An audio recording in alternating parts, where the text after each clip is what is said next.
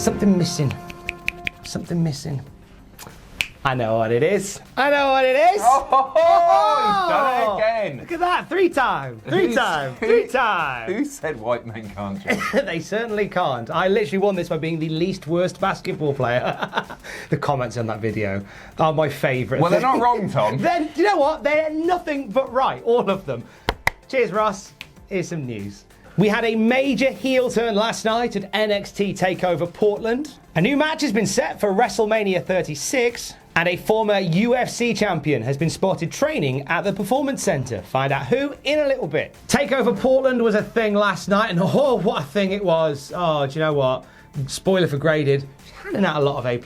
Understandably. Fantastic night. It feels like every time that we sit here after a TakeOver show, we say the same things. Oh, it's a really good night of wrestling, but they always just are, and this was no exception. Again, there you go. If you can do a crap one just once, give us something to talk about in a list. Worst NXT TakeOvers ever. We can't do that at the moment. The show ended with a heel turn for one of the most beloved stars in NXT. Spoiler chicken. Lots of spoilers in this video, in fact. Lots of spoilers. Yeah. We're going to be talking about NXT TakeOver Portland quite a lot. Who is it, Thomas? Johnny Gargano! Oh! Johnny heel turn! No! Why, Johnny, why? Why, Johnny, why? As soon as I saw him come out, you just knew, didn't you? No, I know. I wasn't buying it for a second. No, I thought it was fantastic. I'm not as excited as I perhaps should be. I wish they'd left this a little bit longer. Like, Johnny's been flip-flopping all over the place, right? Heel, face. He's the big show, he's the little show. And I'm not anti-seeing Ciampa and Gargano. Like, I can get excited about the matches again because the matches are always tremendous. I just wish they'd given this one a little bit more time. It does feel a little bit out of nowhere, but there is a story to be told with this, which I'm sure we'll get to from Wednesday. But we see at the end of a really good NXT title match between Ciampa and Cole, quite a lot of false finishes. Maybe too many. Do you reckon? Maybe. It's getting a D. Talk about it. F. Talk about it in graded. But then we see Gargano just for the end try and slide Ciampa the belt, and just as Ciampa goes to get the belt, Gargano goes, "Oh no, you don't!" Clonk. Hits him with it, and there we go. This is the match. They've now set up the match for WrestleMania weekend that we wanted to have last WrestleMania weekend, but with the roles reversed. Yeah, it's going to be great.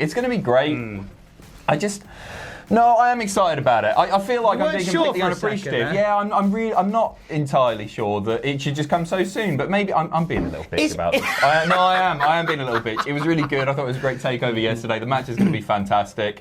Maybe it should come a little bit later on, but... Is it because you feel that, like, going back to Gargano and Ciampa is something we probably don't need to do? No, because I don't feel like... The final chapter certainly hadn't been written. There's more of it. I just expected it to be a bit further out. Listen to me whinging about getting great wrestling for WrestleMania weekend. It's nuts. It is nuts. It's going to be fantastic. It makes sense because I like the fact that Gargano was starting to get booed, and so he's turned his back.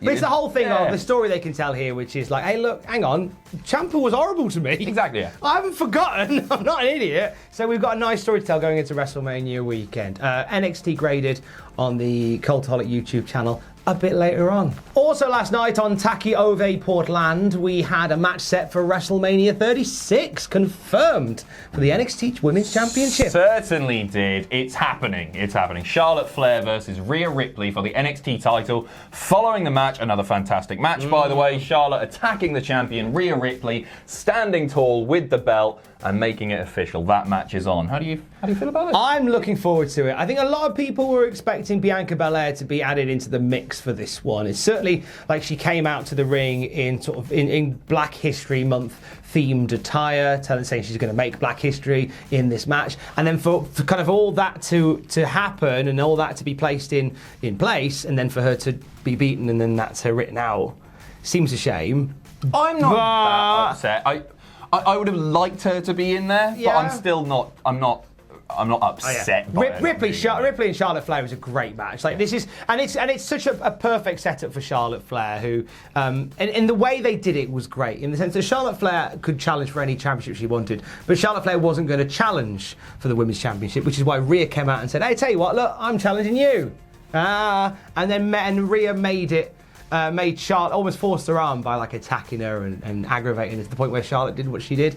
And now an NXT Women's Championship match is on WrestleMania week, on WrestleMania night. With Charlotte Flair, perhaps the most WWE feeling superstar. Do you know what I mean? It feels out of place, but in a really beautiful way. Who came up with this idea, Thomas? Oh, I would assume it was Triple H. You would assume that. However, that isn't the case. Following NXT TakeOver Portland, there was a media call with Triple H, and he said that the decision for this match to happen was entirely Vince McMahon's call. Sorry, he had nothing to do with it. Triple H saying he was shocked at first.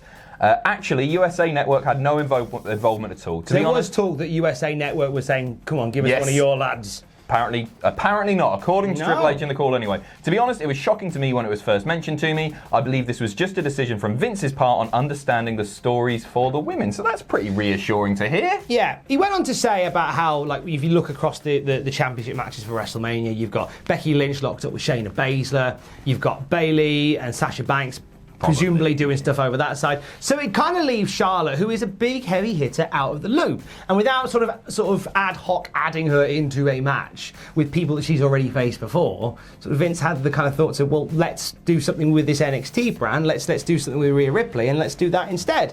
And it could be easily a career-making performance. That's what I'm thinking. I don't think, unless Charlotte comes out and squashes Rhea Ripley, nothing can really go wrong here. Even if Rhea has like a competitive match but doesn't win, she's still going to look really good on a massively grand stage. NXT benefits hugely. The only thing that can go wrong really is if it's a Charlotte squash match, which is just not going to be. I actually kind of hope as well, because we've got TakeOver Tampa the night before. I hope this is the only NXT belt defended on WrestleMania night. Okay, you don't want to see the men's title? No, because I want the men's title to have a strong focus on TakeOver Tampa, and I want the focus to be on Rhea Ripley for this. I feel like if you add in like an NXT tag title match, an NXT men's world title match, a women's world title match, it dilutes down the impact of Rhea Ripley defending her NXT. Is this the first time an NXT championship has been defended at WrestleMania? Oh, WrestleMania, yeah. I think it's been defended on WWE TV, like Owens defended the NXT strap on SmackDown, I think it was. That's it, but I wonder whether it's on a WrestleMania, yeah, for sure. Yeah. So I think the impact should be that that's the only NXT belt. I like it a lot. And I'm excited to see the magic that they weave inside that wrestling ring. Busy old time at the Performance Centre at the moment. Simone Johnson's rocked up there. I think Killer Cross is due there. Timothy Thatcher's probably broken several people's fifth metatarsals there by now. And it looks like a former UFC light heavyweight champion has rocked up in Orlando. Oh, he's got a little bit of history in the wrestling business, this man. In fact, I can do a really good impression of him. Oh, go on. Oh my God. It's Tito Ortiz, isn't it? It's like he's here. Tito Ortiz has been spotted at the Performance Centre. Dave Meltzer reporting that he's there. He's training to wrestle. Okay, fair enough. You know, he's a fan. He's a fan of wrestling. Yeah. That much is clear from his great time in Impact.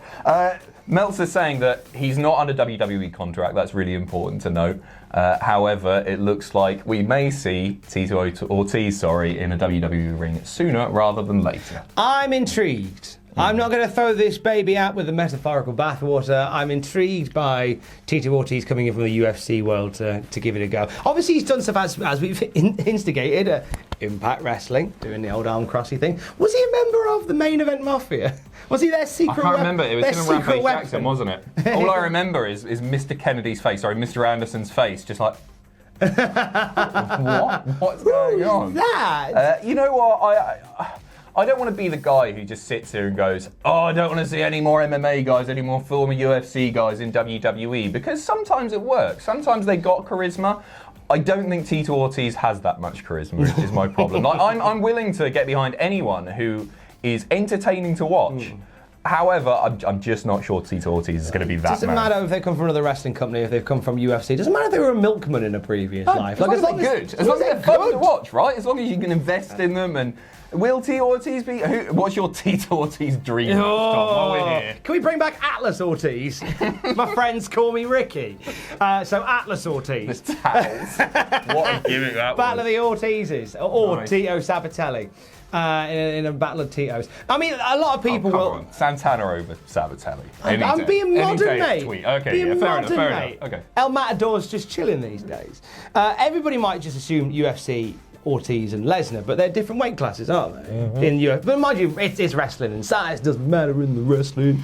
Who would you put him with? Because I'm struggling. Cain Velasquez on the pre-show.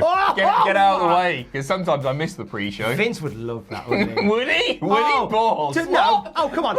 Vince off of the 90s going, hey, here's two blockbuster UFC guys. They're on our pre-show. He'd love that little... Yeah, Vince fair of the enough. 90s would love that kind of... Shamrock getting the special guest rep shirt back on one more time. That's what I want to see. Yes, please. And fit finally today, appropriately. NXT UK TakeOver is coming back at the end of April. For the first time in NXT UK histoire, it is not on this very island, Adam Pacitti. It is not one of my favourite places in the world. NXT UK TakeOver coming to Dublin, Ireland. Ooh, get your Euros out. I'm excited about this. Again, I keep saying I'm excited about stuff, but I am. I think it's really cool because Dublin just has a really hot wrestling crowd. Like OTT's over there. And I watched the odd clip of OTT stuff, and they're super, super into it. They're a great crowd, so I think this is going to be no exception. They've been testing the waters with this particular one for a while. They're doing the 3 Arena. Do you remember 3 as a mobile company? I'm on 3. What are you telling me? Yeah. Unlimited data for £20 a month, Tom. You're literally the only person Free I know tethering. I'll tether you in a minute. I mean, I can't get signal anyway, but... Apart from that, it's fine. It's the 3 Arena. Whenever WWE do live events in Ireland, they normally do them at the 3 Arena in Dublin. They were there twice last year. So they've tested the water, and there's obviously a need for it. And as you say, with OTT, our friends at OTT, like there is a white-hot wrestling crowd in Ireland. And what I would say is there's obviously been a lot of focus on Jordan Devlin over the last couple of weeks. He left OTT last year to focus on NXT UK, which makes me think this has been in the works for a long time.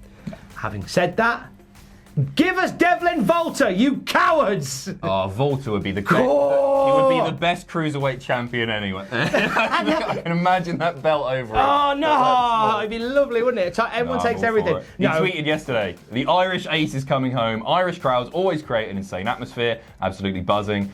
Give me Volta, you cow. He even said at NXT UK, at Johnny Saint WWE. Johnny Saint doesn't know how to log into his Twitter account. There's no way. He's not seeing Johnny Saint's Twitter, I reckon, if you look at it, it's just like, it'll just be like a, you know, they get like an astrology thing where it'll be like your star chart for the day, and it'll be like ... click this link. It'll be that, and it'll be Johnny Ace has uploaded a photo to Facebook. Click this link here. That'll be all it'll be, and. Funny enough, I didn't read all of that tweet, so I said... Did you not? I thought you were... I genuinely said, I'm on the same mindset as Devlin. Give Devlin Volta, you cowards. They had some scorching matches in OTT. Oh, my days. Whether or not they'd be allowed to go hell for leather on WWE pleather is a Dublin, very different thing. Yes, they would. Yes, I'd love to see that. It's sort of... He needs to drop the Cruiserweight title first.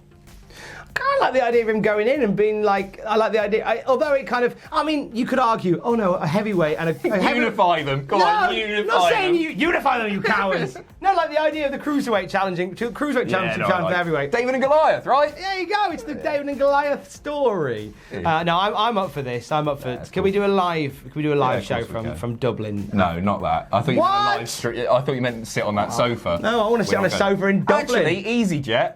There you go. Yeah, maybe. I want to sit with Jay Hunter from OSW Review and just watch it and ask which bars people are. That's what I want to do. All I want to do is have some fun. The words of Sheryl Crow. Remember Gift Gaff? I do, mate. Yeah. They're a good one. See you in a bit. Have a lovely Gift Gaff. Hey, thanks for watching. Don't forget to leave a comment in the comment section down below. You can support us on Patreon by going to patreon.com/Cultaholic. Lastly, don't forget to hit subscribe and join us.